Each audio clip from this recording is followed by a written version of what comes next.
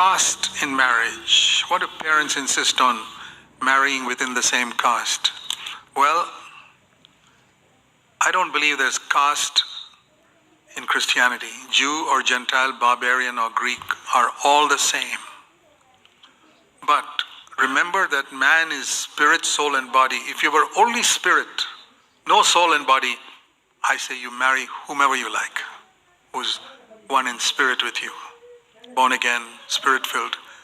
But since we are spirit, soul and body, and soul means your mind, emotions, will, since we are all three, you have to think of the soul and body too. It's not just your spirit marrying another spirit. For example, language. Language is not a spiritual thing.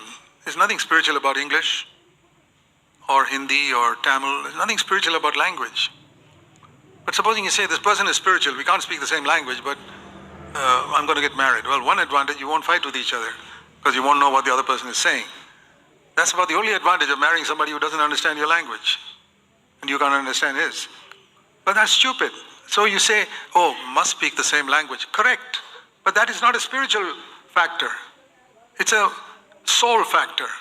So that, I'm just using that example to say that you are considering soul factor. What about body? Will you marry somebody who's 45 years older than you? You're 25 and the girl is 70? Say, sure. You won't do it. Why? She's very spiritual. Well, you think she's 45 years older than you. See, you are considering body, whether you know it or not. So you're thinking you're considering only spirit rubbish. Unconsciously, we are considering soul and body, and rightly so.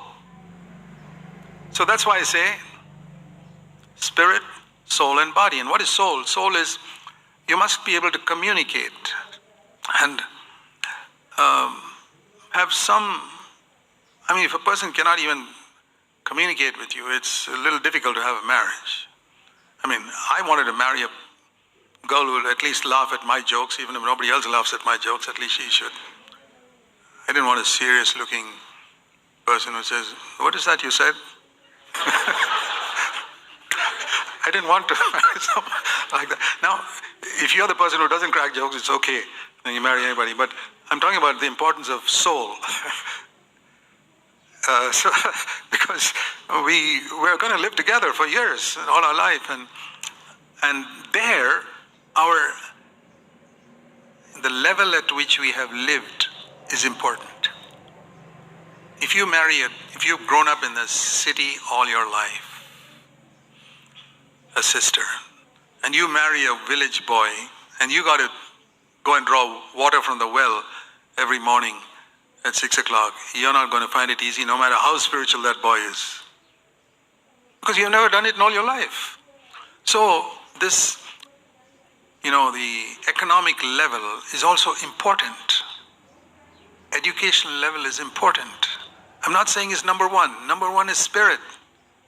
But if you give 50 marks for 50, at least give 30 marks for all these other factors like education, language, economic level, social level. And that's where caste comes in.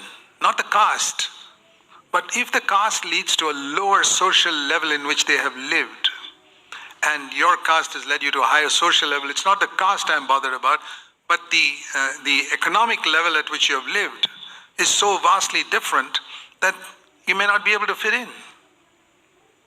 I know a case of a person who was high level economically and etc., married a girl from a lower level economically. Their entire life was miserable. Entire life. And I don't want anybody to suffer like that. They were both very, very religious with a lot of Bible knowledge and all that. They never, in their entire life, they were never happy. And I wanted to save you from that. They didn't lose their salvation. They trusted in the Lord, they read the Bible every day, but they just couldn't hit it off with each other because of soul. So remember that the person you're marrying is spirit, soul, and body. You say, is attractiveness important? It must be attractive in your eyes. You see, your wife does not have to be Miss Universe for you to be attracted to her. No. In fact, it's better if she's not Miss Universe, because then hundreds of other people will be also causing you problems. But she must be attractive in your eyes, because you're going to see her when she's 60 years old, and she must be pretty to you. Believe it or not, my wife is very pretty to me. Because I don't look at, I see her, the Bible calls the wife of your youth. It's a great expression, I love it. Because ultimately, it's not physical appearance and charm. The Bible speaks about charm and beauty in Proverbs 31, the last few verses. They are deceitful, but a woman who fears the Lord, who's got an inner beauty that never fades. And you know what that inner beauty in a woman is? Let me tell you. 1 Peter 3, verse 3 to 5. A gentle and a quiet spirit. Find a woman with a meek and a gentle and a quiet spirit. That's really beautiful in God's eyes.